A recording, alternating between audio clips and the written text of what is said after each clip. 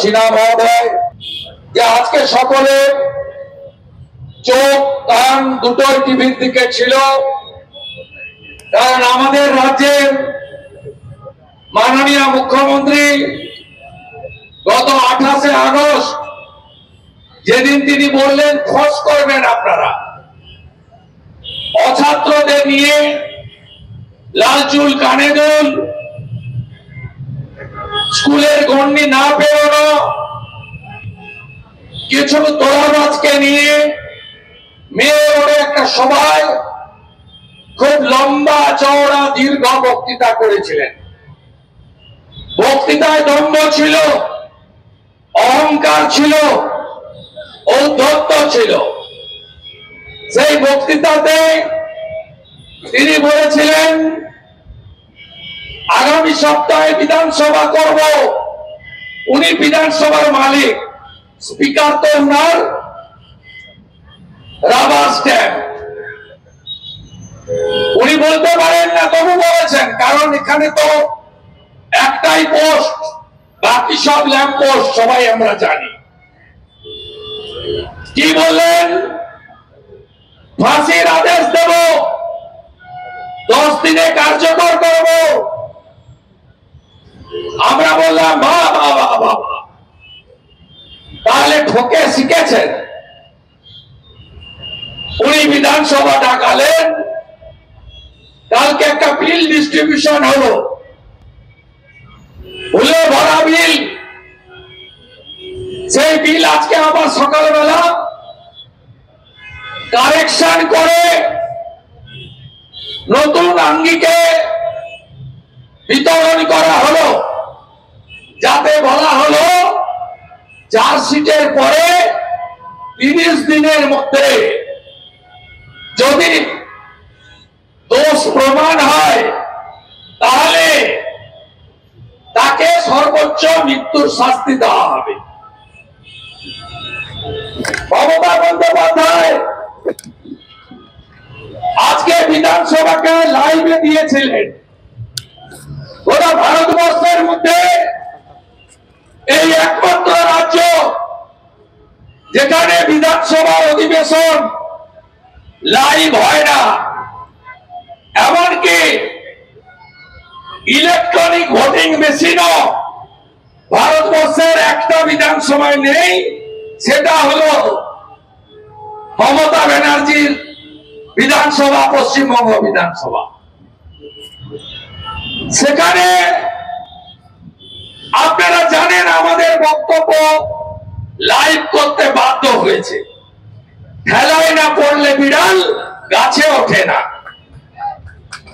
খেলায় পড়েছে আমাদের শ্রীমতী শিখা চ্যাটার্জি মহোদয়া, শ্রীমতী অগ্নিমিত্রা পাল মহোদয়া এবং আমি বিরোধী দলনেতা হিসেবে 25 মিনিট বরাদ্দকৃত বক্তব্য রেখেছি।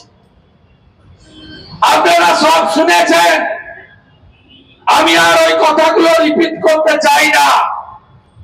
কিন্তু আমরা ভারতীয় জনতা পার্টির পক্ষ থেকে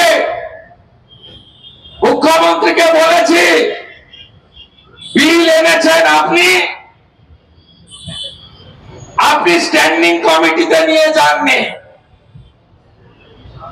আমরা চাইলে সিলেক্ট কমিটিতে পাঠাতে বলতাম, আমরা বলছি না।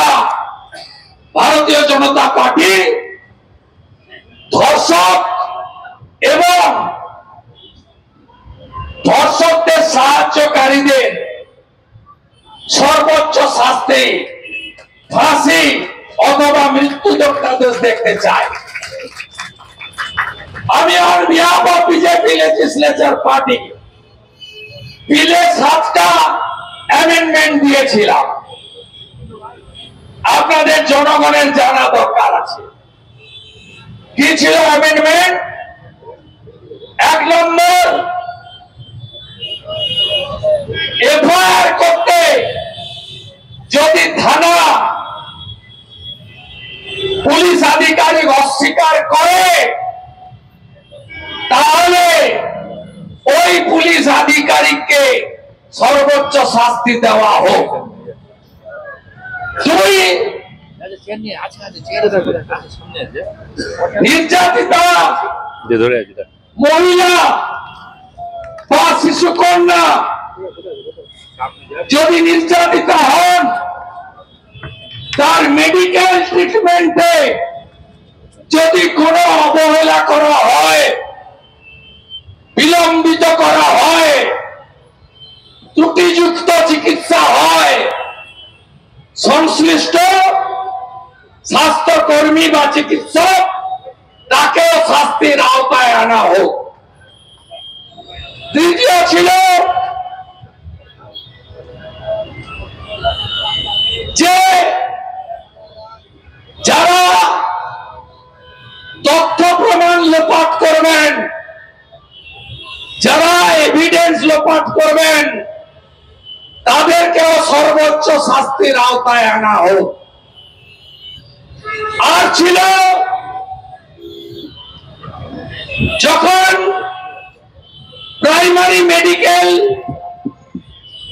সার্টিফিকেট দেওয়া হয় মলেস্টেশন, রেপ এবং অ্যাটেম্প টু রেপের ক্ষেত্রে, অথবা রেপ তারপরে মার্ডারের ক্ষেত্রে, সেই মেডিকেল সার্টিফিকেট বা পোস্টমর্টম রিপোর্ট বা অটোপসি রিপোর্ট যারা ইস্যু করেন, তাদের সাক্ষ্যদানের ডেট কেবলমাত্র হসপিটালে ভর্তি না থাকলে